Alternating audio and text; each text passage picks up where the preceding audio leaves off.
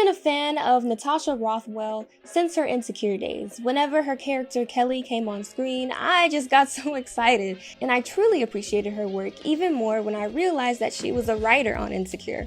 So when I found out that she'd be releasing her own show, something Black Twitter has been waiting for, I've just been so excited for it to drop.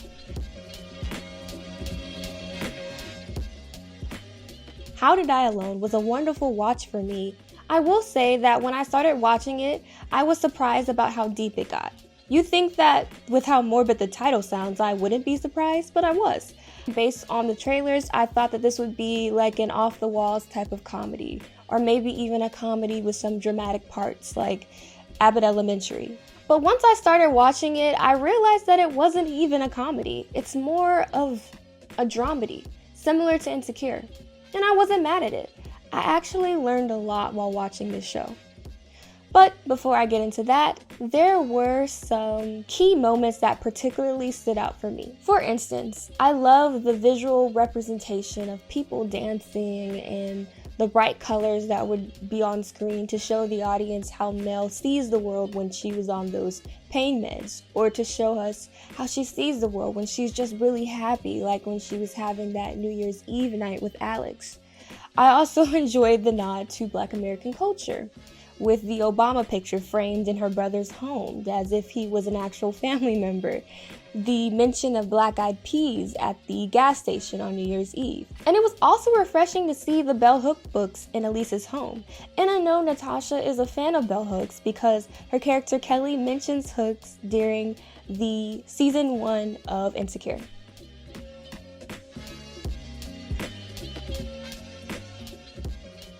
Let's get into some social commentary. Warning, there are spoilers ahead.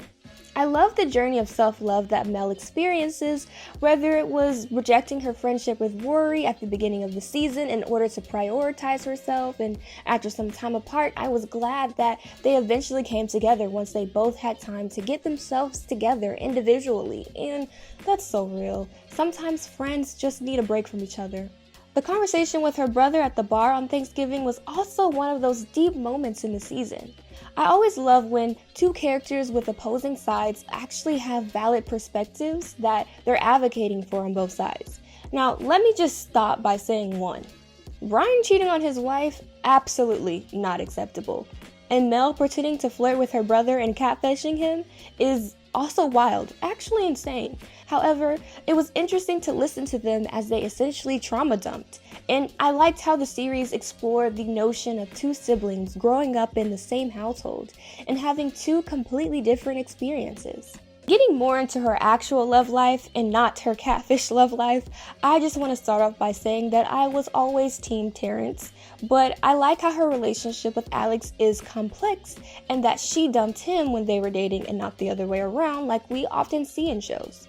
So while I feel like he has every right to move on after she broke up with him, even if it is to turn around and immediately get engaged, the way Alex tries to keep her close is insane. Spending your wedding eve with your ex is crazy.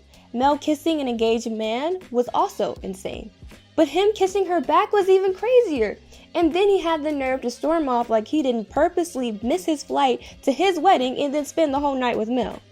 At the same time, I'm also glad that things don't fully take off with Terrence either, because this season was all about Mel loving Mel. The reason why she can't say she loves Alex is because she has to learn to love herself first. She literally says, "I'm just now learning to put myself first." There's this scene where she's looking in a mirror and she says she can't handle a full-length mirror because she can't handle seeing that much of her. And in the last episode on her solo trip, she strips down and goes into the ocean. She's fully exposed and completely vulnerable as she embraces her whole self. Mel had to romanticize the idea of loving herself before pursuing a romantic relationship with anyone else. And I also love the full circle moment from the first episode when she envisions what she wants for herself and imagines herself walking to catch a flight since she's scared of flying. And by the last episode, she's literally the embodiment of her previous imagination as she's looking out the window and heading to catch her very first flight. So that's pretty cool. Before I give my overall rating, I have to say Mel stealing Elise's credit card information after Elise died was wild. My final rating. I'm gonna rate this a 9 out of 10. How to Die Alone was thought-provoking, relatable, and funny. I think the title is very suitable for the show because, for the most part, we come into this world alone and we die alone.